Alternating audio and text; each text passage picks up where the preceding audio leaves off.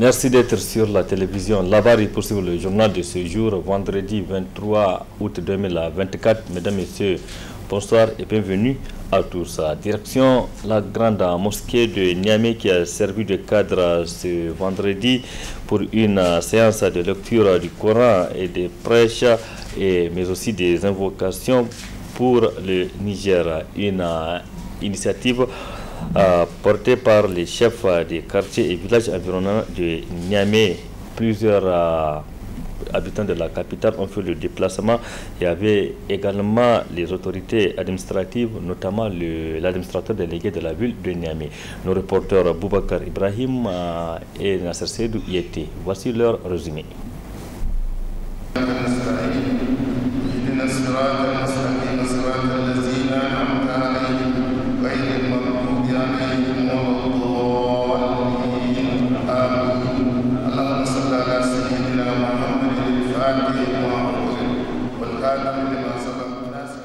Très tôt le matin, sous l'égide du président de l'association islamique du Niger, les fidèles musulmans ont pris d'assaut la mosquée des grandes prières de Niamey à l'initiative des chefs des quartiers et villages environnants pour des séances de lecture collective du Saint-Coran et des invocations. Cette initiative à laquelle a pris part l'administrateur délégué de la ville de Niamey vise comme objectif prier pour que l'Éternel continue de veiller sur le Niger. L'association islamique du Niger avec tous les chefs du quartier de Niamey et l'administrateur délégué de la ville de Niamey. Le but était de faire une lecture coranique et de prononcer une loi et une prêche pour la ville de Niamey et tous les Nigériens. C'est un choix fécond. La pluie est en train de tomber. Le choix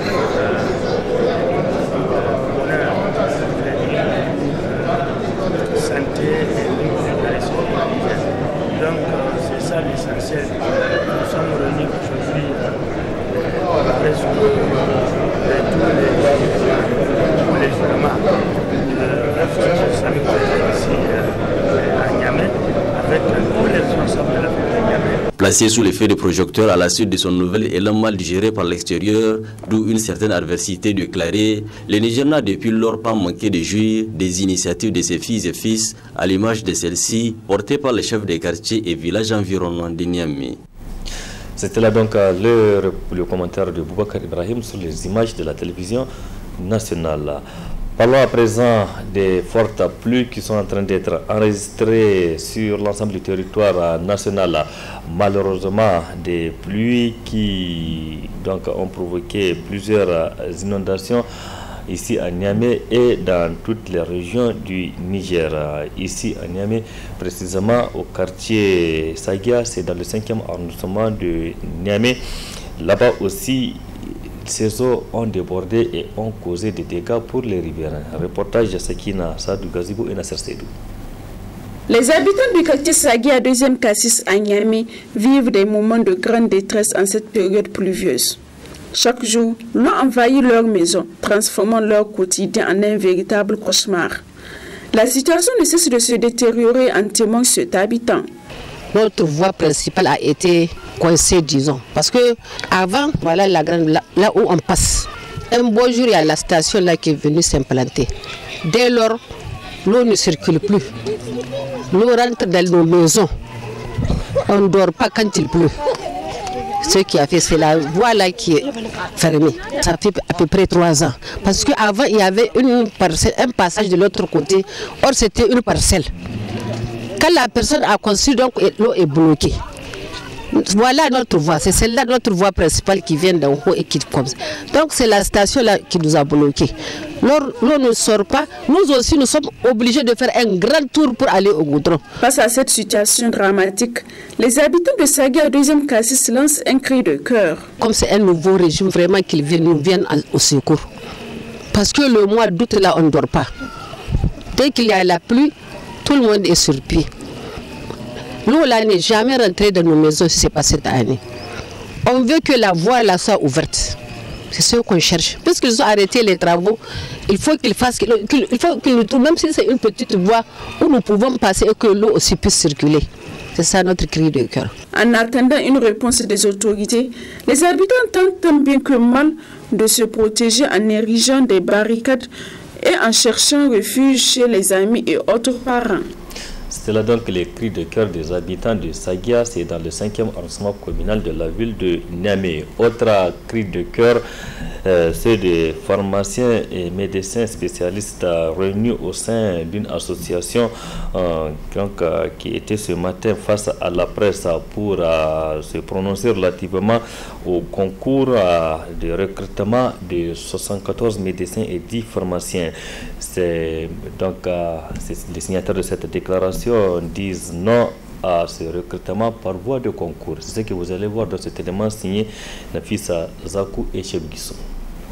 C'est dans le but d'exprimer leur mécontentement face à l'arrêté numéro 0465/MFPT du 30 mai 2024, signé par la ministre de la fonction publique sur le recrutement par voie de concours de 114 médecins et spécialistes et 10 pharmaciens que les pharmaciens et médecins nigériens réunis en association ont jugé utile de porter leur voix plus loin. Depuis 2 décennies et dans les 5 recrutements, les médecins et pharmaciens ont été toujours par principe unanimes recrutés par ancienneté et selon l'ordre de soutenance. C'est dans cette vision qu'au mois de juin 2024, nous avons introduit une demande d'audience auprès du ministre de la Santé pour lui rappeler et le convaincre du principe d'un recrutement sans concours. Quelques jours plus tard, nous fûmes reçus avec plusieurs cadres du ministère de la Santé par le président du Conseil supérieur pour la sauvegarde de la patrie, chef de l'État, son Excellence le général de brigade Abdourahmane Tchani. En présence des autres membres du CNSP, nous avons fait un plaidoyer et le chef de l'État répondait à ces termes très approximatifs. Je cite: « Ceci n'est même pas un problème au point de l'amener ici.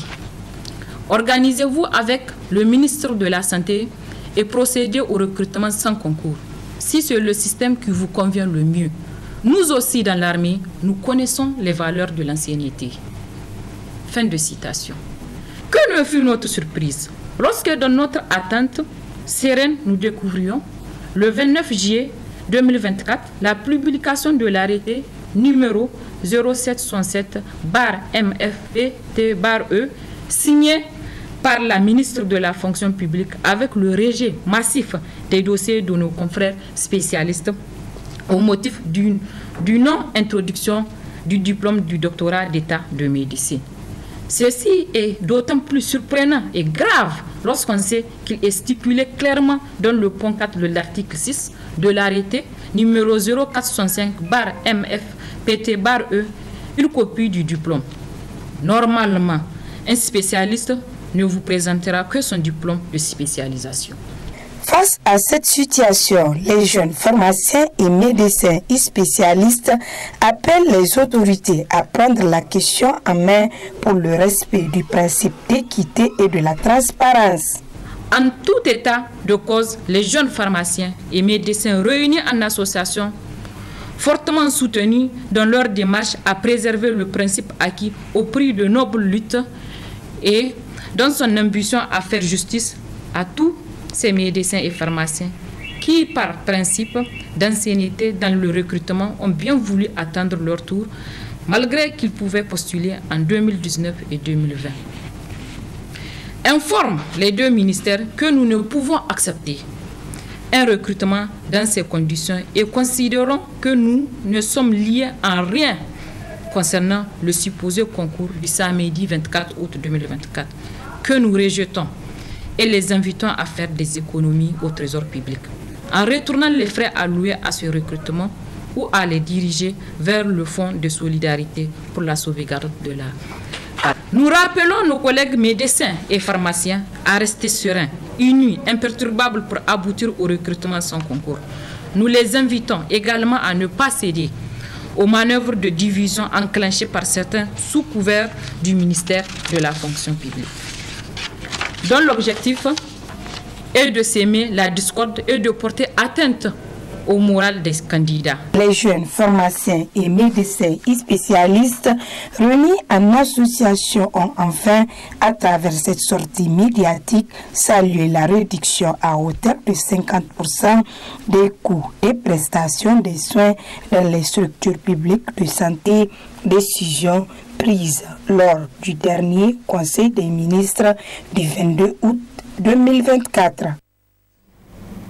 Merci Nafissa Zakou. Autre aspect de cette édition, le ministre de la Communication, des Postes et de l'économie numérique a procédé ce vendredi matin à la réception de 4 machines en couleur de marque Heidelberg. Cette machine de dernière génération est acquise par l'Office national d'édition et de presse ONEP sur fonds propres de l'État, nous rapporte Nafissa Yahya et Sadoumi. 1 milliard de francs CFA, c'est la valeur de cette toute nouvelle machine d'imprimerie 4 couleurs de la marque Heidelberg, acquise par l'Office national d'édition de presse ONEP sur fonds propres de l'État. L'acquisition de ce joyau de dernière génération est une première au Niger. Elle témoigne, si besoin est, l'engagement des plus hautes autorités à soutenir les efforts des agents de l'ONEP à offrir au public des produits et services de qualité. Ce soutien précieux de l'État est pour nous une reconnaissance des efforts que nous déployons au quotidien, mais aussi une responsabilité supplémentaire à assumer notre métier avec sérieux et professionnalisme dans de très bonnes conditions. Cette machine ne se contentera pas de moderniser seulement nos outils de production, mais elle nous permettra également de répondre plus efficacement aux besoins essentiels de nos lecteurs, de renforcer nos capacités et de compétitivité et de contribuer davantage à l'économie nationale. Nous sommes alors conscients que cet investissement de l'État est une opportunité pour nous tous, pour nous, que nous devons saisir pleinement pour atteindre de nouveaux sommets de performance conformément à l'évolution de notre métier. À ce stade de mon propos, je tiens à remercier l'État du Niger pour cette initiative qui montre l'importance accordée au développement des médias publics.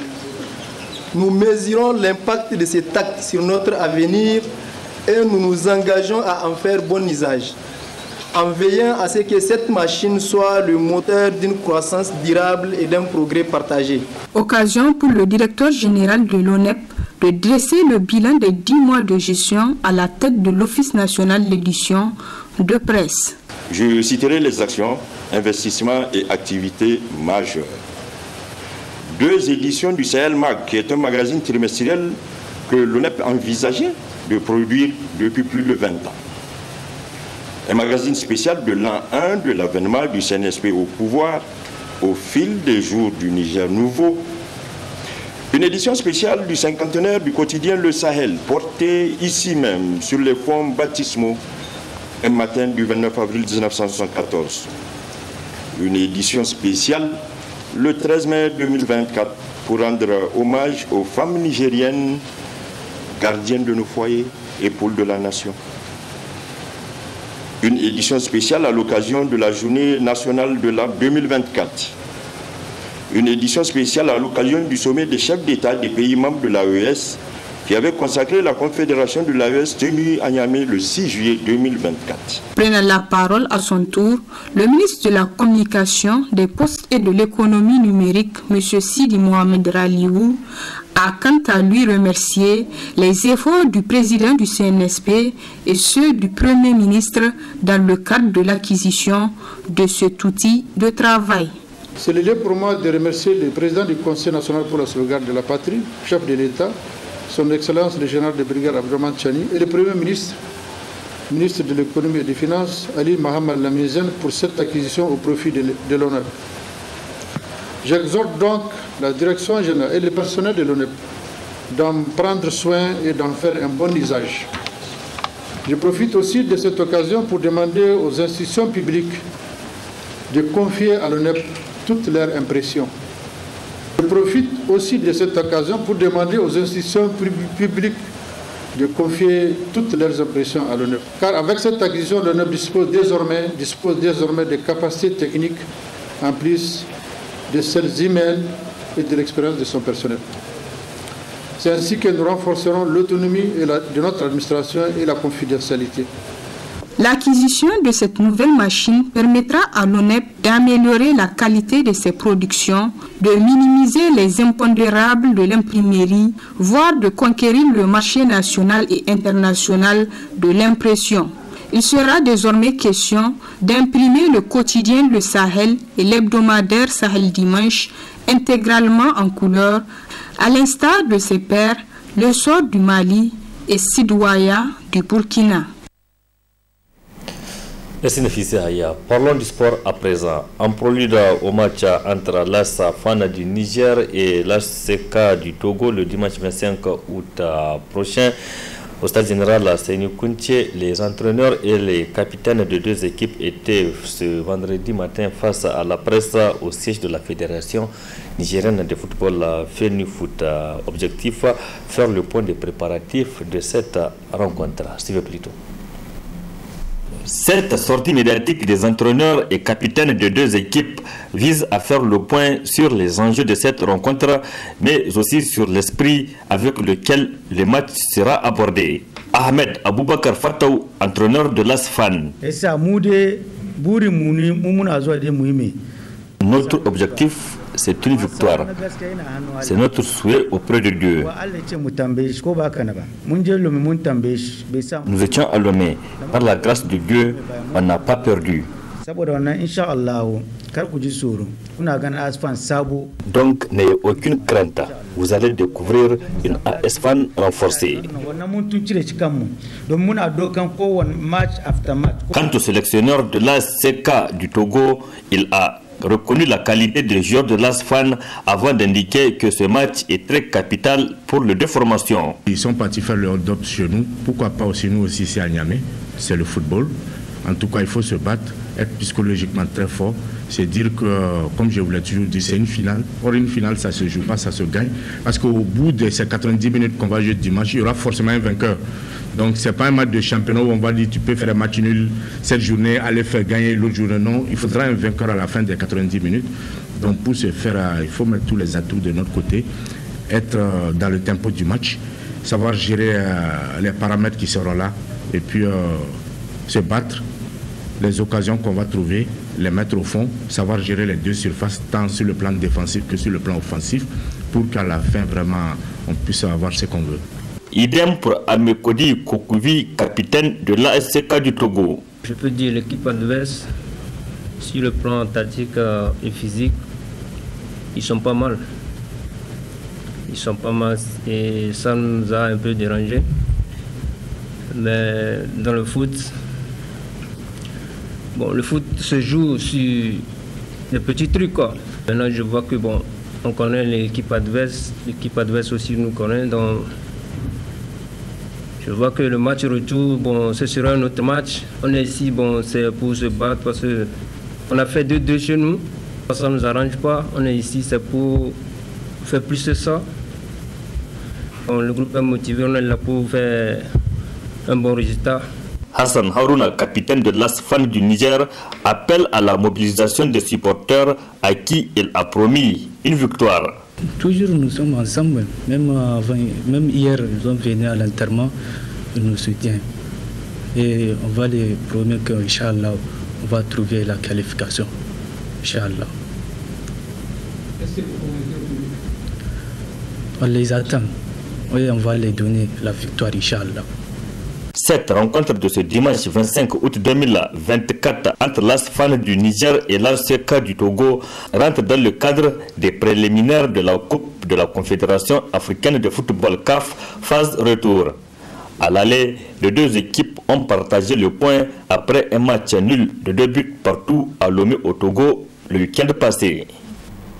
Restons avec les représentants du Niger à cette compétition africaine, notamment la Coupe de la Confédération africaine, les Jeux de la SAFAN, qui était il y a quelques heures sur la pelouse du stade général à Séni-Kounché pour une séance d'entraînement. Le président des supporters de l'équipe nationale du Niger, les dirigeants et même les staffs techniques étaient tous au chevet des joueurs pour encore les motiver. Les joueurs de l'ASFAN se préparent activement pour affronter le match du dimanche 25 août 2024 contre l'ASK du Togo. À cet effet, les joueurs, les membres du staff technique, les dirigeants et les supporters étaient tous ce vendredi soir au stade général Séni-Kounché pour suivre les dernières séances des entraînements. Occasion saisie par le président de l'association nigérienne des supporters de l'équipe nationale et les membres de la dite association pour réaffirmer leur soutien aux joueurs et aux dirigeants de l'ASFAN. Nous sommes venus, comme nous l'avons fait par le passé avec d'autres clubs, 2 jours avant le match, pour vous soutenir, pour vous dire que sincèrement, vous avez notre soutien. Et là, c'est comme de l'eau à boire, mais faites attention. Nous avons 2 buts qu'on a égalisés à Lomé, donc synonyme de victoire pour passer au second tour. Mais là, c'est dangereux. Et ce qui est sûr, moi je n'ai aucun doute par rapport à votre comportement. Nous avons appris, quand vous faites des promesses, vous les honorez. Alors nous voulons que vous gagnez ce match. Impossible n'est pas nigérien. Et je sais que l'ASFAN en est capable. Il faut que vous rééditiez l'exploit de 2010. Le tour de cadrage. Ce n'est pas aller jouer premier tour ou second tour, non. Sur le cadrage, il faut que vous soyez dans la poule. Le président de l'ASFAN a quant à lui appelé le public à une grande mobilisation ce dimanche autour de l'ASFAN. On est un représentant du Niger tout entier, donc on doit pouvoir faire honneur à la population nigérienne. Déjà, je profite de votre antenne pour remercier nos ressortissants qui sont à Lomé, qui nous ont soutenus pour pouvoir faire un score très apprécié qui est de 2-2 à l'extérieur. Donc j'appelle à la population nigérienne en général et aux mordus du football de bien vouloir sortir massivement, venir supporter l'ASFAN.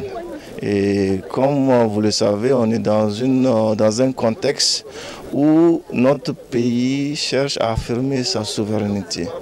Donc dans cette même lancée, là où ça nous aussi on va essayer d'honorer cet élan-là en promettant, Inch'Allah, une victoire à la population nigérienne. On s'est appuyé sur le bureau national et aussi la hiérarchie militaire pour pouvoir toucher toutes les couches du Niamey. Le groupe est au complet, tout se passe bien, les joueurs restent très sereins et conscients des enjeux de cette rencontre. ASFAN, ASCK, c'est pour ce dimanche 25 août 2024 à partir de 16h au stade général Séni-Kounché. Bonne chance donc aux représentants du Niger à cette compétition continentale. Point final de cette édition. Merci à vous de l'avoir suivi. Restez en compagnie des programmes de la télévision Labari. Excellente nuit à toutes et à tous et bon début de week-end. Au revoir.